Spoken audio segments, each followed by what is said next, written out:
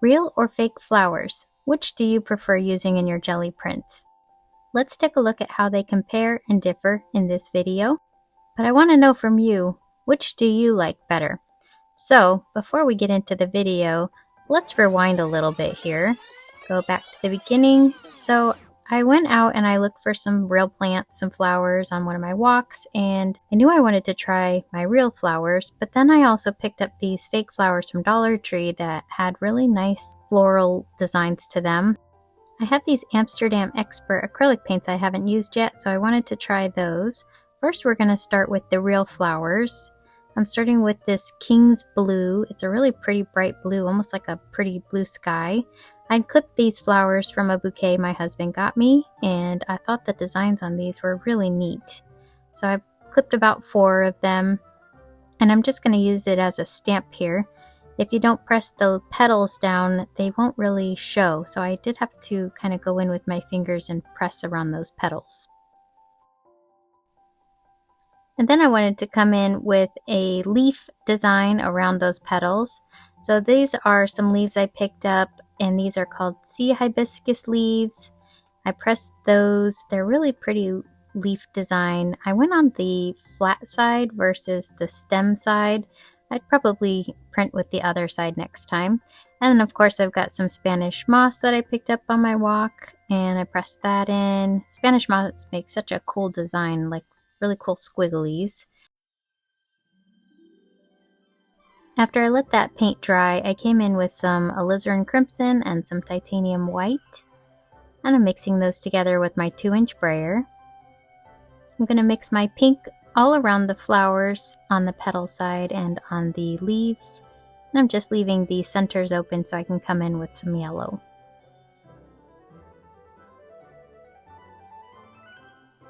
Once I had the centers yellow, I just pulled my yellow throughout the rest of the jelly plate just so that I could make sure there was enough paint to pull this print.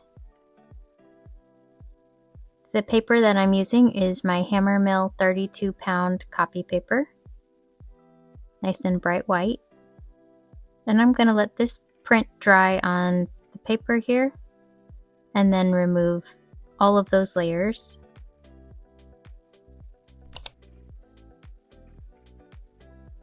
And these flowers look really cool. They pop from the blue background, and I think it looks really neat. Although I did feel like it was missing something, so I came in with some green.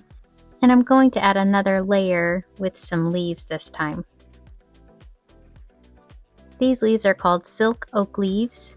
I also picked these up on my walk, but these were on the floor and they were dried already. So I'm just pressing those down with some tissue paper here. This is just to make sure I'm getting a good impression. And I don't mind if I remove some of the paint around the leaves as well. So I'll line that right back up with my placement tool. And I did leave this to dry for about 2 minutes.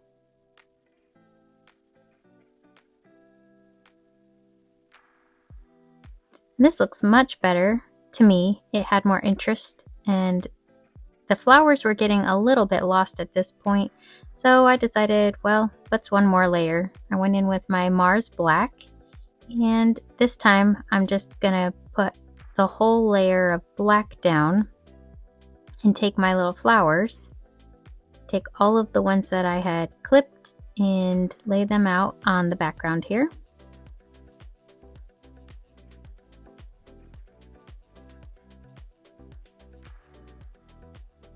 And then I'll take my tissue paper and I'll just squish down because I want to get a really good impression. I love the centers of the flowers. Those look really cool to me. You can see the little dots, and then I also like the petals, and I wanted to make sure you could see those petals. And you can definitely see the design of the flowers. And of course, this paint, being that it's a pretty thick paint, it was going to stay wet for a while, so I decided to just print that right on top of my layers here. Now for this final print here, I didn't let the black dry completely. I probably only let it sit on there for about 20 seconds. But when I pulled this print up, I just loved it. I was so shocked at how cool this looked. All the different colors, it looked like an engraving.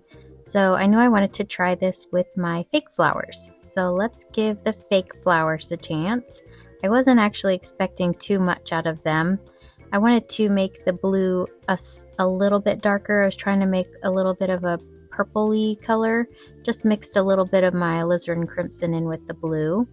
And then I'm taking some of my Dollar Tree flowers. And these have really big centers to them, which stamp out really well on the gel plate, so I liked that. And this is the same thing. If you don't press down on those petals, they're not really going to show. So I took my tissue paper again and just kind of used it to push down on some of these petals. And I have some different flower designs that I picked up, and I'm pressing those down. And I've got some smaller ones too, and those have a really nice little black center to them. And those are going to make a nice little stamp as well. These are a little bit easier because I can kind of make a little circle with the flower and kind of press down on those petals, and I was able to get a little bit of the texture to show through. I do let this layer dry, and then I'm going to come in with my pink color again, but this time I'm going to mix it up on my brayer off sheet.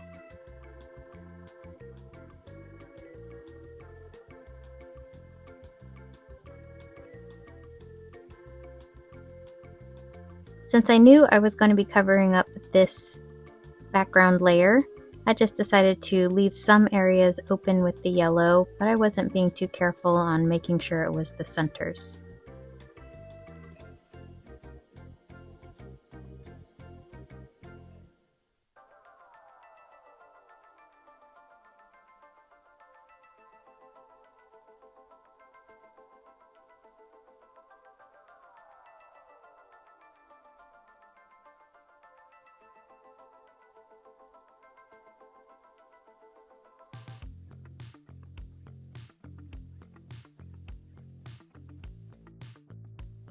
I'll come in with the same Hammer Mill 32-pound paper.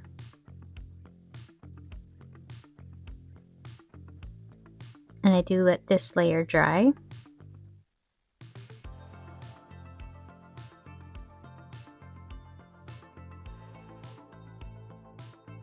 I really love the bright colors popping from the blue. The petals are a lot bigger on these flowers, and so are the centers. So I really liked how that looked. And one thing I noticed is there's a little texture in each of those petals because these are cloth petals, and it gave a really cool design.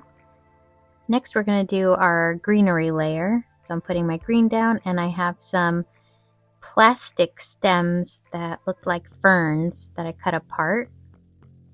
I'm just cutting up. I used 4 of those, just like I had on the first one where I had 4. These aren't quite as big, but I think it will still do the trick.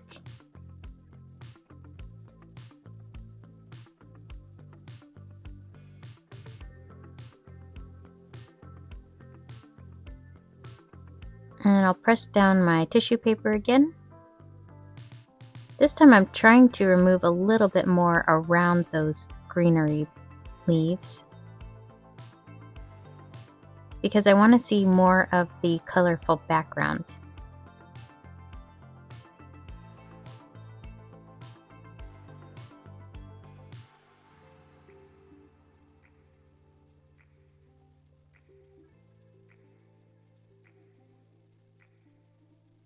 Once that was dry, I removed the green. And I do love how these colors just look so nice together. And you can still see a lot of the blue and the pink, but then those green leaves just really make this print look interesting. It almost looks like tie-dye. And then I'll brayer out some more of my black and layer my flowers on top of this layer.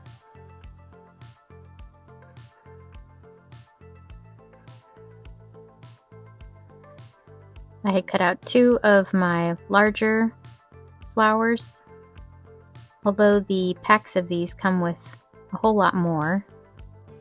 I do like that you can reuse these flowers. Real flowers you can reuse a little bit, but in time they're going to dry out, they'll crumble, and they just won't be as good to get an impression with. But I feel like these fake flowers would last a little bit longer. Now pressing down on my tissue paper, these have wires for the back of them, so they were poking through, but this is just my paper that I'm just using to press down on, so I didn't really care about that. But I did notice that was a little bit different than the real flowers. But I also noticed that the floral design on these, again, because they're bigger, they just left a larger impression, which I could get smaller impressions with the smaller ones or really large ones, which I thought that was really neat.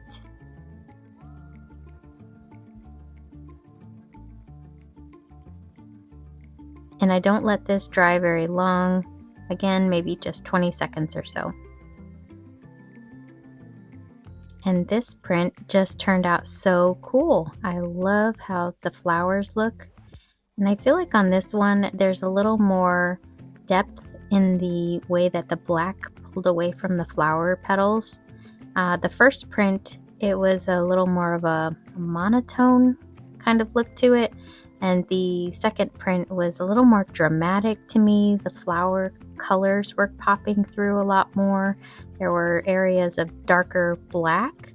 But let's just really look at how the flowers just almost compared to each other. But I really like these fake flowers. Let's look at this. So you get the texture from those petals, and you have some lines in there. From when the petals moved a little bit.